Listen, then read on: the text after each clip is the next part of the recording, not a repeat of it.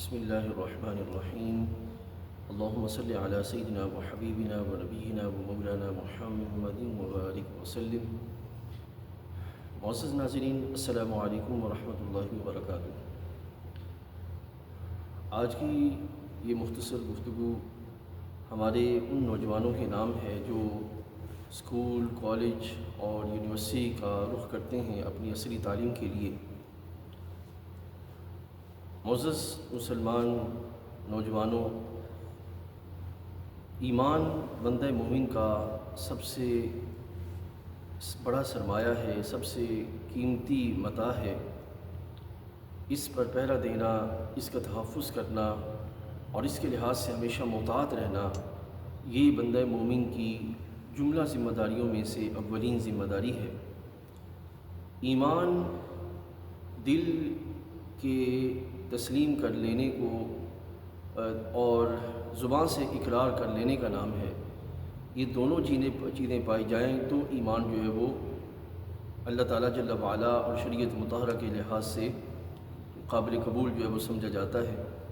اگر ایک بندہ جو ہے وہ مومن دل سے ہو جائے لیکن زبان سے اقرار نہ کرے تو شریعت مطہرہ کے لحاظ سے اس پر حکم ایمان جاری نہیں ہوگا۔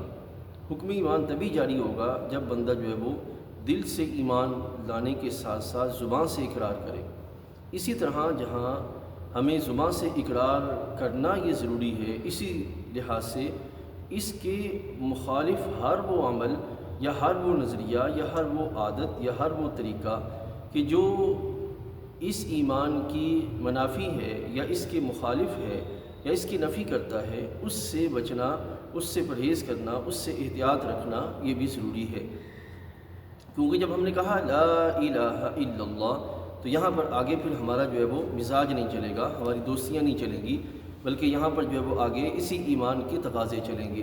ہم اسکول میں، کالج میں، یونیورسٹیوں کے اندر وہاں پہ بلا شبہ دوسرے مذاہب کے نوجوان موجود ہوں گے، ان سے آپ کے تعلقات بھی بنیں گے، دوستیاں بھی ہوں گی، سب کچھ ہوگا، لیکن اس چیز کا خیال رکھنا بہت ضروری ہے کہ ان کی مجالس کے ایسے انداز جو ان کی مذہبی تشخص کی نمائندگی کرتے ہیں، اس چیز سے اپنے آپ کو پرہیز میں رکھنا یہ ضروری ہے تاکہ ہم اپنا ایمان بھی محفوظ رکھ سکیں اور ہمارا جو ایجوکیشنل یا ٹیوٹرل جو ٹینیور ہے وہ بھی صحیح طریقے سے پورا ہو جائے۔ یہ ایک آپ احباب کی طرف جو ہے وہ توجہ دلا اور نوٹس ہے، یہ چند ایک پہلو ہیں جو آپ کے سامنے عرض کیے۔ اسی طریقے سے میں وہ تمام نوجوان جو کسی بھی دوسرے مذہب کے ساتھ جو ہے وہ تعلق رکھتے ہیں، ان سے میں ریکویسٹ کروں گا کہ آپ اپنے مذہب پہ رہیں، آزادی کے ساتھ رہیں، لیکن اپنے کسی دوسرے مسلمان بھائی کو ایک تو مجبور نہ کریں، اور دوسرا میں آپ کو دعوت دیتا ہوں کہ آپ اسلام کی طرف متوجہ ہوں اور اسلام کی عظمت کو جانیں، حالات کو سمجھنے کی بجائے اسلام کی حقیقت کو سمجھ کر اپنی آخرت کی فکر کرنے کی کوشش کریں۔ انشاءاللہ دنیا اور آخرت میں اللہ تعالیٰ آپ کو عزتیں عطا فرمائے گا۔ السلام علیکم ورحمۃ اللہ وبرکاتہ۔